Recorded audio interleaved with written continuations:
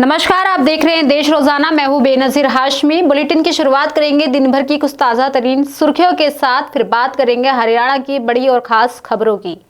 दिल्ली के Connaught place में एक रेस्टोरेंट की रसोई में लगी भीषण आग। एलपीजी सिलेंडर के लीकेज की वजह से लगी आग।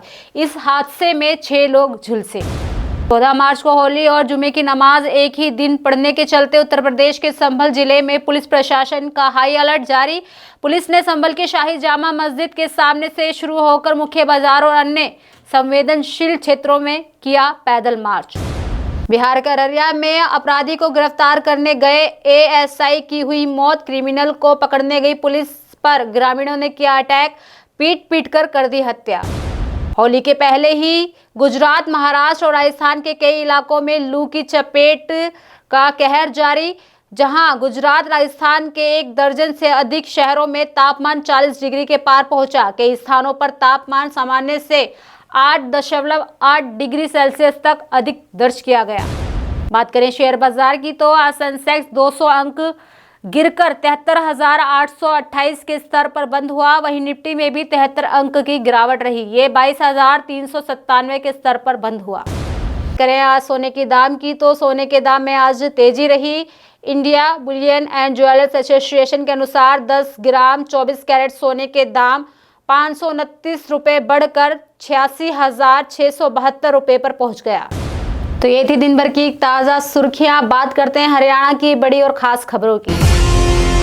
गुरुग्राम समेत हरियाणा में भाजपा ने 10 में से 9 नगर निगमों में जीत दर्ज की है, लेकिन मानेसर में पार्टी की अप्रत्याशित हार ने सभी को चौंका दिया है। आपको बता दें कि इस हार ने भाजपा के सामने कई सवाल खड़े कर दिए हैं। मुख्यमंत्री नायब सैनी, पूर्व मुख्यमंत्री मनोहर लाल और प्रदेश सरकार में कद्दावर मंत्री राव नरवीर सिंह अपने मेयर प्रत्याशियों के साथ ही पार्षदों को भी जिताने में सफल नहीं हो पाए। वहीं चुनाव से पहले डॉक्टर इंद्रजीत ने कहा था कि अगर वे जीतती हैं तो सरकार के साथ ही मिलकर काम करेंगी। अब जीत के बाद सवाल ये है कि क्या वे भाजपा में शामिल होंगी या फिर निर्दलीय के तौर पर ही काम करेंगी। वहीं हालांकि उन्होंने इस बारे में अभी कोई जवाब नहीं दिया है। आपको बताते चले कि केंद्रीय मंत्री राव इंद्रजीत सिंह का अहीरवाल क्षेत्र में अच्छा प्रभाव माना जाता है। उनके अपने वोट बैंक की ताकत को देखते हुए बीजेपी को उनसे बड़ी उम्मीदें थी, लेकिन टिकट वितरण में उनकी पसंद को नजरअंदाज किया गया, जिसके बाद वह चुनाव प्रचार से दूर हो गए। वहीं हरियाणा विधानसभा सत्र के दौरान मुख्यमंत्री सैनी ने बड़े ऐलान किए हैं। दरअसल मुख्यमंत्री ने कहा कि कॉमन एलिजिबिलिटी टेस्ट मई में आयोजित होगा। इसके लिए सभी तैयारियां पूरी कर ली गई हैं। साथ ही सीएम ने कहा कि युवाओं को रोजगार देने के लिए सरकार की तरफ से कोई कसर नहीं छोड़ी जाएगी। वहीं मुख्यमंत्री सैनी ने कहा कि प्रदेश की जनता को किसी से घबराने की जरूरत नहीं है। हर नागरिक को सुरक्षा देना हमारा दायित्व है। साइबर क्राइम पर सरकार की नजर है। नशे को लेकर विपक्ष की तरफ से उठाए गए सवालों पर सीएम सैनी ने कहा कि नशे पर जीरो टॉलरेंस की नीति अपनाई जा रही है। नशे के कारोबारियों पर भी इलाज चल रहा है।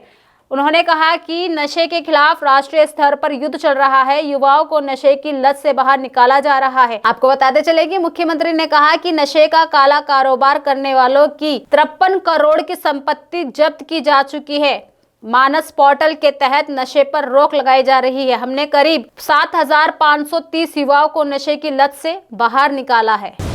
हरियाणा के फरीदाबाद में नगर निगम चुनाव में पहली बार अपने निशान पर लड़ी कांग्रेस पार्टी की बुरी तरह हार हो गई है। दरअसल आपको बता दें कि इससे पहले कभी भी पार्टी ने नगर निगम का चुनाव अपने निशान पर नहीं लड़ा। वहीं प्रदेश अध्यक्ष उदयभान ने इस बार निशान पर लड़ने का फैसला लिया था, जो दाव उनके खिलाफ ही पड़ गया। आपको बता दें कि पार्टी का एक ही उम्मीदवार वार्ड नंबर 20 से लिखी चपराना चुनाव जीते हैं। दरअसल कांग्रेस ने फरीदाबाद में 46 में से सिर्फ 38 वार्डों पर ही पार्टी ने अपने उम्मीदवारों को टिकट दिया था, जिसमें से सिर्फ एक ही वार्ड में अपना खाता खोल पाई है। कांग्रेस ने वार्ड नंबर 20 से एकमात्र प्रत्याशी लिखी राम चपराना ने 5,251 वोट प्राप्त किए हैं। उन्होंने अपने निकटतम प्रतिद्वंदी भाजपा के प्रत्याशी संदीप चपराना को 364 वोटों से हराया है। संदीप चपराना को 4,847 वोट मिले हैं। हरियाणा में भाजपा पार्टी होली के साथ साथ निकाय चुनाव की जीत के जश्न में भी डूबी हुई है। इसी बीच मुख्यमंत्री नायब सैनी खास तौर पर अपने विधानसभा क्षेत्र में होली पर्व मनाएंगे। जानकारी के अनुसार जहां एक निजी पैलेस में विशेष कार्यक्रम का आयोजन होगा। आपको बता दें कि इस आयोजन की तैयारी पूरी कर ली गई है। बताया ये भी जा रहा है कि मुख्यमंत्री जहां इस दौरान कार्यकर्ताओं के साथ होली खेलेंगे, वहीं पर्व निकाय चुनाव की जीत की बधाई भी देंगे। कार्यक्रम में निकाय चुनाव में विजयी रहे सभी प्रत्याशी पहुंचेंगे। कार्यक्रम की कमान पूर्व राज्य मंत्री सुभाष सुधा ने संभाली हुई है। हरियाणा के ऊर्जा मंत्री अनिल विज ने होली त्योहार के अवसर पर एएमयू और संभल में होली का विरोध करने वालों के लिए एक बड़ा बयान दिया है। दरअसल उन्होंने कहा कि हिंदुस्तान का अगर सिंधी विच्छेद करें तो इसका मतलब है हिंदुओं का स्थान।